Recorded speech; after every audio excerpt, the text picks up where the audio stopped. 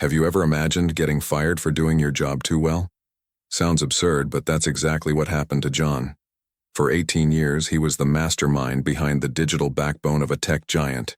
He never took vacations, solved problems no one else could, and kept the system from collapsing. And how was he rewarded? With a cold, unexpected termination, like he was disposable. But what the board didn't know was that they were letting go of the only man who knew where all the skeletons were buried. Even more, the only one who could prove it all. That's when the story flips. While the executives celebrated their restructuring, John was quietly planning the biggest corporate counterstrike the company had ever seen. You're about to find out how a discredited employee exposed a multi-million-dollar fraud, dismantled a rotten system from the inside out, and rose back to the top, with more power than anyone who tried to take him down. This isn't a story about revenge. It's about justice, cold, strategic, and precise, and maybe it's the exact push you need to realize how much they've been underestimating you where you are right now. This story will change how you see every company meeting, every leader who talks a little too smoothly, and every moment someone tries to exclude you for no reason. Because real power doesn't always come from a badge. It comes from what no one sees. But when it's triggered, it changes everything. 18 full years. Not days, not months. Almost 2 decades of John Miller waking up early, showing up before his boss, and leaving long after everyone else. He was the kind of professional who knew the Skybridge system's infrastructure better than the manuals, and that's not an exaggeration. But when his badge stopped working on a regular morning, he realized something bigger was going on. No warning, no conversation, not even a thank you. Just corporate silence.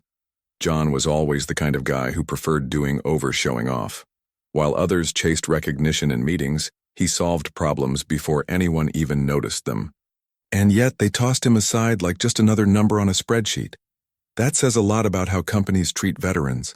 When someone's value is measured only by cost savings, decisions turn cruel. What they forgot is, sometimes the man you fire is the one holding everything together. That firing wasn't just unfair, it was stupid. They removed the key piece of the engine thinking they could swap experience for youth. That's not how it works. You can teach code, but you can't teach the intuition of someone who's lived through every system failure. It's like pulling the conductor from an orchestra and asking the musicians to play alone. John knew where every bug hid and where every vulnerability was waiting to explode. And here's something hardly anyone talks about: legacy. Most modern leaders want innovation, but ignore those who laid the foundation. It's like trying to build a skyscraper without caring about the engineers who poured the concrete. John was that foundation. Solid, reliable. But the thirst for renewal ended up trashing years of undocumented wisdom. And that came with a higher price than they imagined. Behind the silence in the company parking lot, John stood still for a few minutes. Not out of anger, but calculation. He knew what he carried in his head was worth more than any severance check. And while HR was typing up his exit paperwork, he was already visualizing something much bigger. Something no one there, not even Brandon, the new manager, could ever predict. John wasn't just a long-time employee. He was the invisible brain behind the systems keeping Skybridge systems standing. His knowledge wasn't in manuals or onboarding sessions.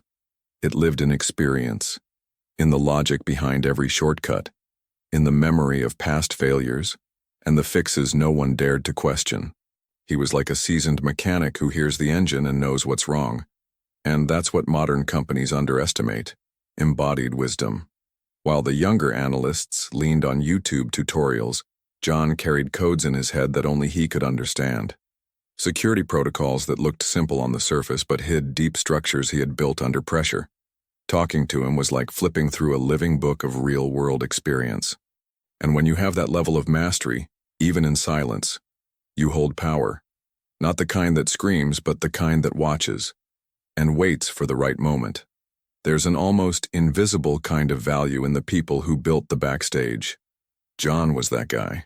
While the new leadership was celebrating flashy new systems, they didn't realize many of them still depended on legacy scripts and integrations he had created. Ever seen someone touch a system and everything suddenly goes down? Yeah, that's what happens when you mess with things you don't understand. without asking the person who does.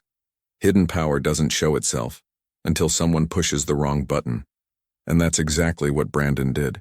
By taking John out of the picture, he opened Pandora's box. Because John wasn't just a systems guy, he also knew where the weaknesses were, where the risks lived, and most of all, the trails no one else even knew existed. And unlike those who live in the moment, John always thought 3 steps ahead. That's what vision looks like. While the new managers were obsessing over dashboard metrics, John kept encrypted backups and confidential logs. One day, someone asked why he never shared certain credentials. His answer was simple. I know who signs the contracts, but I don't know who's pulling the strings behind them. What they didn't know was that the man they let go had left a few doors cracked open, and he knew exactly when and how to walk back through them. Nothing happens overnight. When a company wants to get rid of someone like John, they start slow, almost invisibly. First, they remove your name from key emails. Then they stop inviting you to weekly meetings. By the time he realized it, he wasn't being copied on decisions that involved departments he'd helped build. That's not a mistake. That's strategy. And the worst part? It's done with velvet gloves. So it leaves no trace. John was experienced enough to know this wasn't just forgetfulness. It was a calculated removal. Brandon's arrival, a manager with a modernization speech, was the beginning. But the real shift came when Scott Bennett showed up, the so-called external consultant, a restructuring expert. A fancy title for someone brought in to mess with things they don't understand. And people like that usually carry a hidden agenda in their briefcase. For someone who's seen companies trade values for vanity, the pattern was obvious. Isolate the veteran, restrict their access, and plant doubts about their relevance. John watched the antivirus get swapped without any input, saw permissions being reviewed, until he realized he couldn't even access folders he had created. Have you ever been through something like that? That feeling of being erased while you're still standing there? It's the modern way of deleting someone alive. But what Brandon and Scott didn't know is this. When you try to sabotage someone who knows the terrain, it can backfire. John started watching more, speaking less, and documenting everything. He knew he didn't have to shout. He just needed proof. Sometimes the best counterattack isn't saying, I know. It's letting your enemy underestimate you enough to hang themselves. And the more they left him out, the clearer the game became. It was like watching a play, where everyone thought he was just a background character. Little did they know the real script was being rewritten by the one who remembered everything that came before, and was now piecing together what would come next. When your eyes are trained, even the invisible starts to scream. During a routine system sweep, something John did out of habit, not obligation, he spotted small inconsistencies in payment records, duplicated values, repeated names on different contracts, transfers outside of company standards. Most people wouldn't catch it, but to someone who knows every line of code like a journal, it was like a fire alarm going off.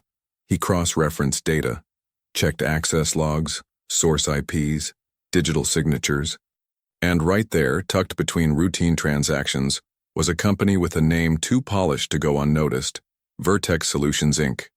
The problem? It wasn't tied to any active contracts. Stranger still, the payments were large, frequent, and always approved by 2 names that suddenly seemed dangerously connected. CFO Chris Evans and a certain Roger Bennett, Scott's brother-in-law. Fraud is a curious thing. The people behind it always think they're smarter than the system, but they forget that somewhere, there's always someone more methodical, more detail-oriented, more patient. John didn't go straight to leadership. He did what any smart strategist would do, followed the trail, dug up official records, found the links between Vertex and a fake holding company, and tracked the partners until he found the family connection that explained everything. That's when things escalated. This wasn't about an unfair firing anymore. It was about corporate corruption. John understood the weight of what he had uncovered. We're talking about millions siphoned off over years, inside a structure that blindly trusted the same executives. And here's a crucial insight. When you truly know the system, you don't fight in the dark. You flip the switch and show who's been hiding. But don't be fooled. Doing that takes both courage and preparation. John had both. While most people were drowning in daily chaos, John became a digital detective. He wrote notes by hand, took screenshots, stored them on hidden flash drives, and saved encrypted backups off the company network, because he knew the time would come to put it all on the table. But not just any table. It had to be one where the game could truly turn. John knew that discovering wasn't enough. He had to prove it. And not just any kind of proof.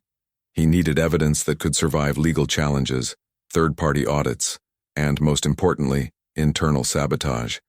So with the calm of someone who'd seen too much fall apart from lack of preparation, he began compiling everything. Screenshots authenticated by digital hash, IP logs, copies of tax documents, and even informal voice recordings of those involved. But he didn't stop there. He built a payment timeline, cross-referencing it with leadership changes and suspicious system entries.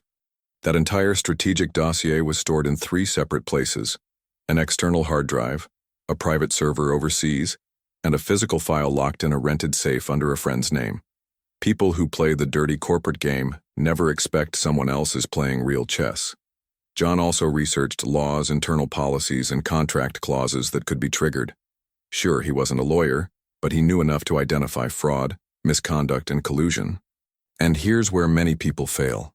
Exposing fraud without being prepared makes you an easy target.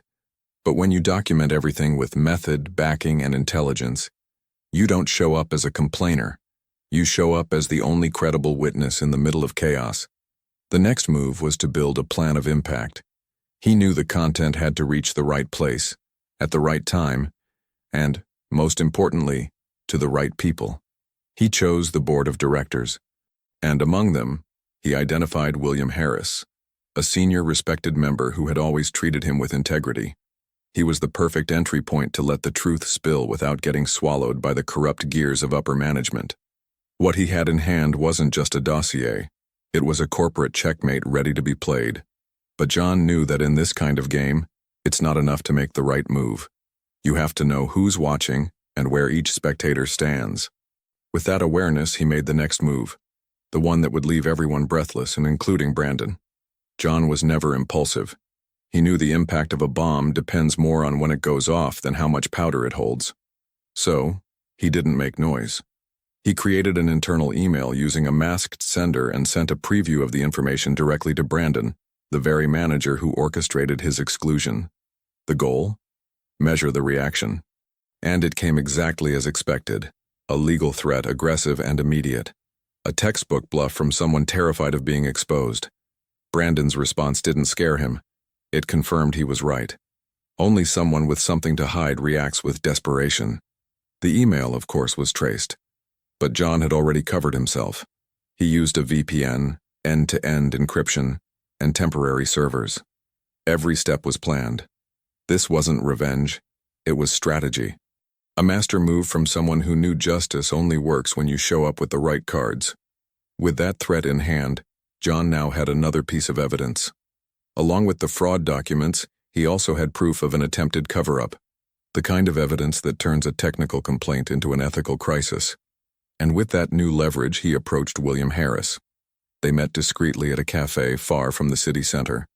John handed over a flash drive, explained the facts, and asked for just one thing: justice. William was a seasoned man, but even he was impressed by the level of detail. "If this leaks, a lot's gonna blow up," he said. John calmly replied, "It'll only blow up what was already combustible." And in that moment, they sealed a silent alliance. No yelling, no promises. Just a mutual understanding that this had to come to light, and that both of them were ready to face whatever came next. As the board prepared for its upcoming quarterly meeting, John knew he didn't need to hide anymore. The truth was already in motion, and nothing could stop what was coming. The meeting wouldn't be just another business update. It would be the moment Skybridge's backstage would become the main stage for a revelation that would change everything, and that stage was already set. The board meeting began like any other. Slides, charts, inflated numbers, the usual performance of pretending everything was fine. But the second William Harris requested the reading of an extraordinary report, the tone shifted. Executives exchanged uneasy glances. Brandon swallowed hard, and John, quietly seated in the back of the room, watched in silence. The game began there, and this time the spotlight was on the real culprits. As the report was read aloud, expressions began to change. Details about improper transfers, beneficiaries with family ties, suspicious administrative access, and ghost contracts unfolded like pieces of a brutal puzzle. Brandon tried to interrupt. Chris Evans raised his voice, and Scott Bennett simply walked out. But it was too late. The facts were there, documented, audited, and verified by trusted outside sources. The biggest shock came when William revealed the total amount embezzled, $7.3 million, 7.3. This wasn't a budgeting error. It was a well-orchestrated scheme, and no one in that room could deny it. The board's response was immediate. Preventive suspension of those involved, launch of an internal investigation, and referral of the case to authorities. In the blink of an eye, the very people who once saw themselves as untouchable were now facing criminal charges. The media, of course, got wind of it fast. Skybridge Systems made headlines, not for its innovations but for the dirt that had been swept under the rug for years. And here's a powerful truth. When it's well structured, the truth doesn't need to shout. It spreads by its own weight. John didn't step forward as a hero. He gave no interviews. But inside the company, everyone knew. He was the one who pulled the thread that unraveled the curtain. While the guilty scrambled to figure out where they'd gone wrong, John remained silent. Not out of fear, but because his mind was already on the next step. He didn't just want to see them punished. He wanted to make sure it could never happen again. And with that mindset, he received the most unexpected invitation of his career. Once the chaos settled and the dust cleared, the board invited John to a private meeting. There was no more doubt, only respect. William, always calm and direct, said, "You saved this company from a silent collapse. What do you need to stay with us?" The invitation was clear. Take on the role of Chief Information Security Officer. But this time, John didn't come empty-handed. He came with terms. First condition, recurring external audits, independent of executive interference. Second, personal veto power over hiring and vendors in critical areas. Third, an autonomous budget and his own team. The board, still shaken by the scandal, agreed to everything. John wasn't asking anymore. He was setting the new rules. And if there's one lesson here, it's this. Evidence gives you power, but vision lets you rewrite the rules of the game. Taking on a role like that isn't just about a title. It's a symbol, a signal that loyalty can be rewarded when it's paired with courage. John made it clear he wasn't looking for recognition. He wanted reconstruction. It's not about punishing the past. It's about protecting the future. That sentence, spoken in the boardroom, stayed engraved in everyone's memory, because it summed up something most leaders forget. Culture is what you tolerate. He built his team with care. No favoritism, no backdoor appointments. Just technical people with ethics and a real hunger to do things right. He brought back old colleagues who had been pushed aside for refusing to play political games. He created internal training programs focused on digital ethics and transparency.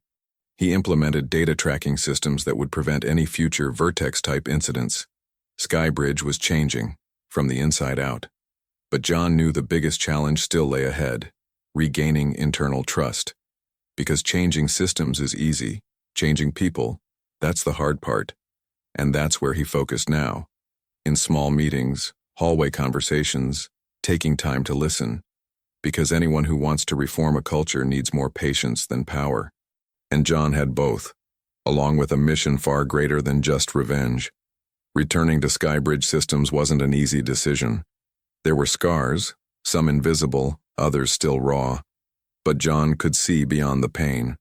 He wasn't coming back as an employee. He was coming back as a guardian. The man who had once been discarded was now the pillar of a new era. And as paradoxical as it sounds, he didn't return out of pride. He returned out of purpose. Because sometimes the mission is greater than the resentment. Slowly, the once quiet hallways around him began to open up. Colleagues who had once looked away now greeted him with respect. John wasn't seeking applause, but every sincere gesture of recognition fueled him. He understood that culture isn't written in manuals. It's lived through actions. And his new role wasn't just to protect data. It was to shape behavior. To prove, through example, that integrity is leadership. And the most interesting part? He didn't become strict or arrogant, on the contrary. John embraced active listening, welcomed young ideas, and encouraged anonymous feedback. He understood that security isn't just about tech, it's about trust. And trust only grows where there's room for mistakes, for learning, for humanity. That's why he made a point to keep his new office door open. Literally. People started seeing him not just as the guy who uncovered the fraud, but as a mentor, someone who could teach how to avoid traps, both technical and emotional. And that's when John realized, real legacy isn't the position you hold, it's the impact you leave on others. It became common to see him at lunch talking ethics with interns, or guiding leadership on how to spot red flags in discouraged teams. But deep down, he knew there was still one last step, one final piece to place on this new board. Because even though justice had been served, the true closure still needed a symbol. And that symbol wouldn't come in the form of a speech, but through words carved in a space where everyone could see and reflect. John was never one for drama. He always believed actions spoke louder than well-rehearsed speeches. So when he decided to publicly end his chapter at Skybridge Systems, he did it his way. Silent, calculated, and symbolic. He posted a single sentence on his professional profile. I never had to raise my voice. I just let the silence speak what was too obvious to ignore. It wasn't a rant. It was a milestone. A graceful full stop to a story that never needed to shout to be heard. The reaction was immediate. Colleagues, former employees, business partners, they all understood the message. It pierced the walls of the company and hit everyone still pretending nothing had happened. It was like flipping on a light in a room full of people who preferred the dark. The strength of that sentence was its simplicity. Because silence, when used well, speaks louder than any excuse.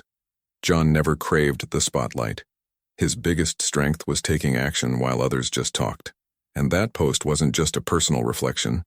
It was a quiet challenge to everyone who at some point chose to turn a blind eye to corruption. Many commented things like, "This should be a keynote," or "Your words gave me chills." But he didn't reply. It wasn't about him. It was about what they would do with that feeling. The most curious part? Some of the same people who had isolated him started to copy him. They changed their tone, adopted more ethical behaviors as if hoping to absorb his integrity by osmosis. But John didn't care about that. He knew that legacy isn't copied, it's built. And his was already marked. Not in trophies or titles, but in respectful glances and the discomfort his presence still caused in those who tried to sweep the truth under the rug. His story proves something essential. You don't have to shout to be heard. Just be right, keep your dignity, and let time reveal who was really playing fair. And so, without revenge, without spectacle, John ended his cycle the same way he lived it. Discreet, but irreplaceable. And while many still wondered how he flipped the game, he was already several steps ahead, just like always. Now tell me, how many times have you swallowed your pride at work, thinking you couldn't do anything? How often have they made you believe your worth depended on a title or an insecure boss's opinion? The truth is, you know more than you think, and you're stronger than you believe. You just need to stop asking permission to exist. If even a quiet man like John could take down an empire with intelligence and preparation, why are you still settling for scraps? Maybe it's time to rethink the access they took from you, the invites that stopped coming, the meetings you were left out of. All of that says something, and you can either keep waiting for recognition or start moving strategically.